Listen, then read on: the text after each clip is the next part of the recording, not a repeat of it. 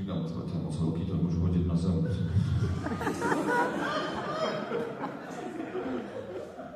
Protože chlapi mají ten metr v hlavě, víš co. My víme, že už je to moc velký a musí to jít do koše, že? Takže to malinké jako odpikne, že si to nevšimne, že jo. Tak to dámy znají, ne, když se třeba se svým partnerem jste doma a díváte se na televizi, že sedíte a on najednou prdel, něco.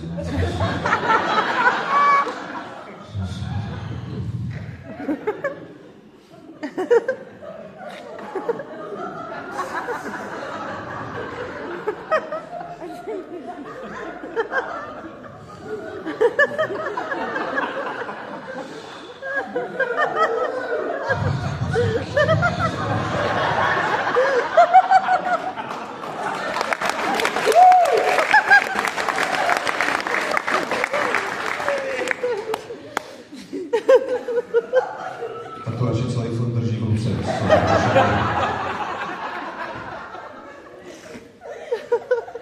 A nebo když máte pláky, tak já si to dám zatím sám. Protože potom si na to určitě vzpomenu.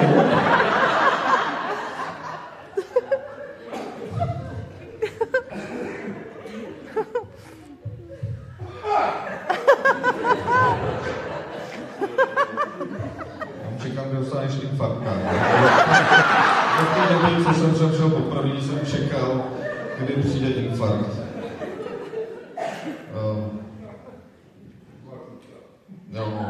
Ano.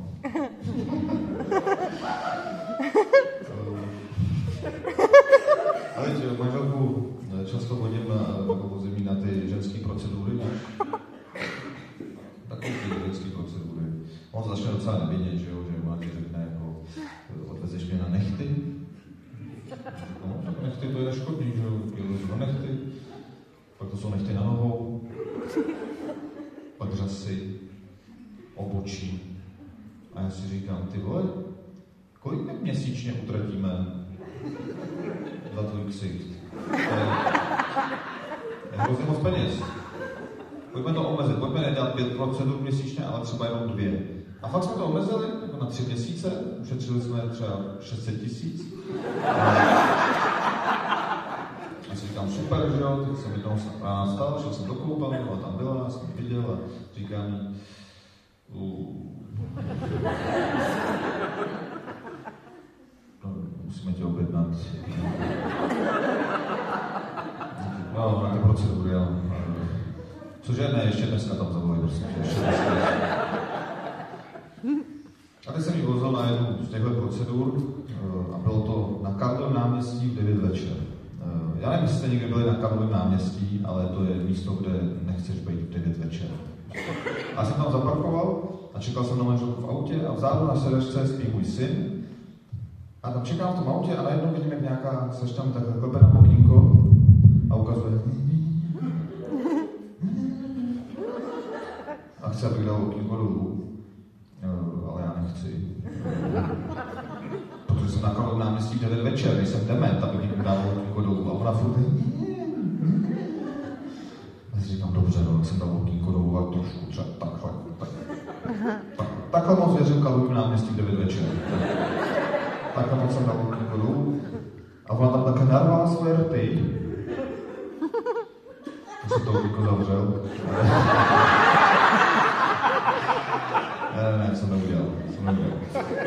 Ona tam narvala svoje rty a říká, čau!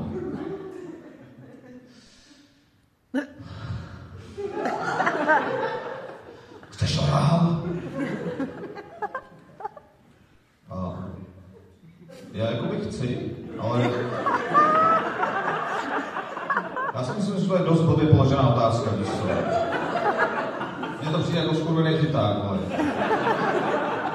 Víš? Chceš orál? No je chyták, to jsou takový ty manipulační otázky, když se vás zeptají, a chtěli byste mít pasivní příjem? No jasně, že bych chtěl mít pasivní příjem. Kdo by nechtěl mít pasivní příjem, že jo? Chtěli byste mít pasivní příjem a orál? Jo? Jo. A nejde obojí najednou. Tak jsem mi řekl ne. Ona se podívala dozadu a viděla, že tam spí můj syn, a pak se podívala na mě a říká, tak za 300. Říkám, co to bylo, to byla nějaká rodinná sleva, vole, nebo co? Co kdybych měl druhý dítě, budu to mít za 150, nebo jak to funguje? Můžu si někde naskenovat QR kód? Nebo... Každý 10. orál kafe zdarma! A to jsou ty otázky, že jo, takový ty, většinou co mi klade manželka, otázka, na který není správná odpověď. Prostě není. Víš, protože manželka se mě třeba ptá, no a ty díváš se na jiný holky? A protože se snažím být dostavu upřímnej, tak jí říkám ne. Já si to snažím vysvětlit, víš, a já říkám, hele, já se můžu dívat třeba na zeď a přede mnou projde holka, tak ji vidím. Jako vidím ji, není rozmazaná, prostě ji vidím. A ona se mi pak zeptá, no a představoval se třeba sex s nějakou jinou holkou?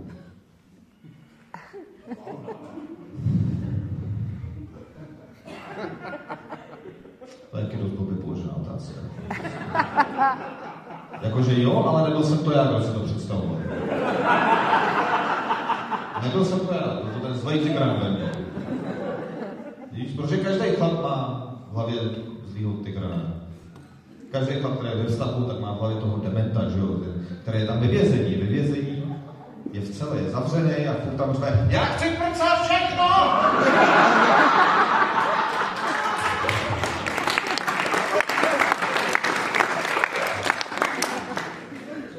Normální týpek, ten vztahový, který je tam bachař a říká mu, držu, jinak to celý posedeš tě nebylo.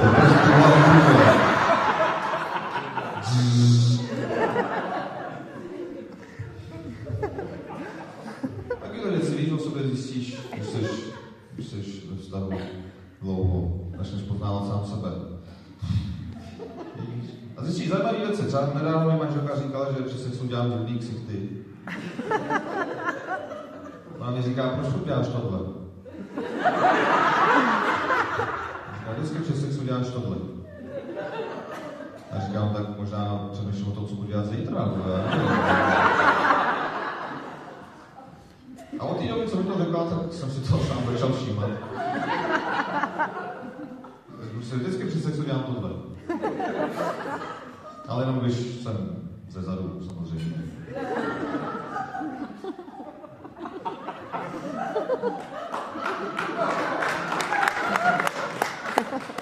Spolu.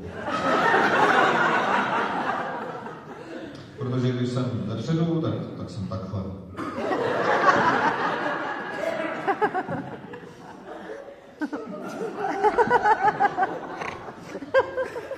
Protože zepředu musíš být trošku. Každý chlap to ví. Zepředu si nemůžeš dovolit dělat to, co děláš zezadu. Protože když jsi zepředu, tak to je vlastně takový pohovor v práci, víš co?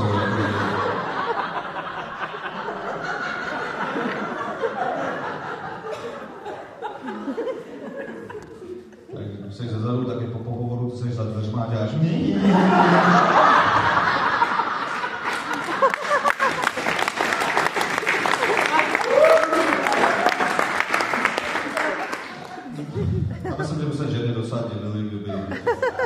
mohli vidět, co se tam vzadu děje. Když by se z jednou otočila, tam týpek třeba žongluje. Říkají, se otočíš.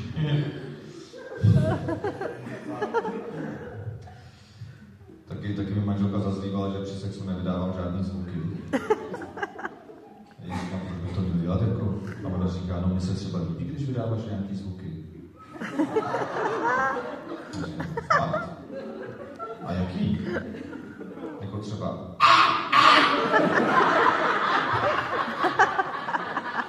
Ona říká, ne, ty si z toho děláš srandu, ale když to děláš jako přirozeně, tak mi se to třeba líbí. Přirozeně. No jako přirozeně introvert, víš co, jak jediný, co se to vydám, tak je...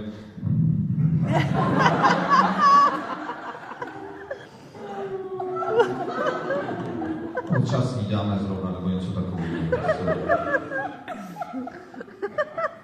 Já vlastně nevím, jak zní můj sex. Já jsem ho nikdy neslyšel. Víš? Já nevím, jestli to zní víc jako arménský sex, nebo je to už víc jako počeštilý, víc poevropštilý. Já nevím, jestli to zní víc jako amanama!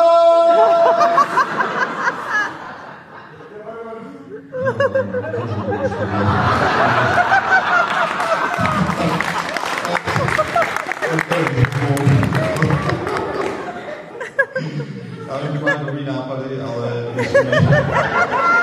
že jsou dobrý v tvý hlavě. Nejsou dobrý, ale to není nic proti tobě osobně, to je proti tvým mozku a tak.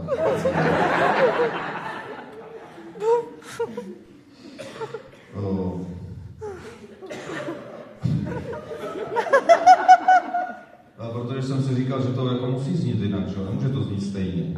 Víš, protože sex nezní všude stejně. Víš, v každém státě sex musí znít jako trošku jinak, že jo? Není všude dobrý den, že jo? Vidím si třeba, tak já nevím, třeba Skandinávie, víš, skandinávský země, jak tam zní sex? Není to něco jako...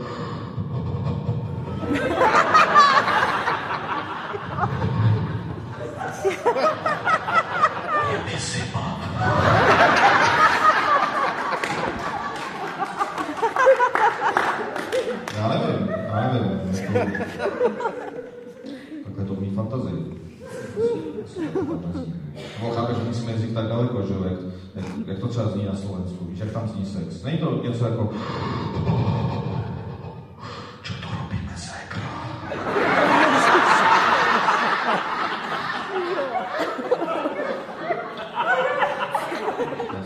Jsem si vymyslel. Není pravda, že jsem si vymyslel, tak tam sex nezní. Protože tam sex zní bé.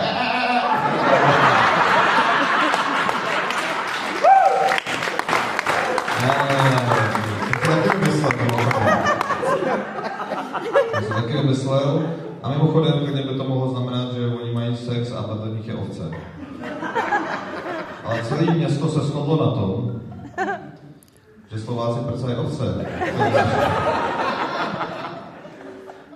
To je divný myšlenky.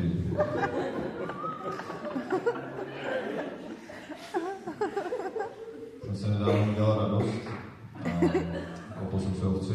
Ne. Koupil jsem si nový auto, nový, jakože z Německa. To je jedno, už to stejně nedovolává ten respekt, co dřív. Vzpomínáte si na to, kdy mít auto z Německa něco znamenalo? Že jste byl ten člověk, co má auto z Německa? Že jste všem říkal, no já mám právě Volkswagen z Německa a všichni kolik to má na to? 850 000. Jenom? Dneska je už úplně jednou, tak máš auto. Navíc jsem si koupil Škodovku z Německa. A my, když jsme s manželkou vybírali to auto, tak ona mi říkala, no musíme si určitě koupit auto hybrid. Musíme si určitě koupit auto hybrid. Já říkám to v žádném případě. Ona říká, proč? Já říkám, no, protože to zní hrozně divně.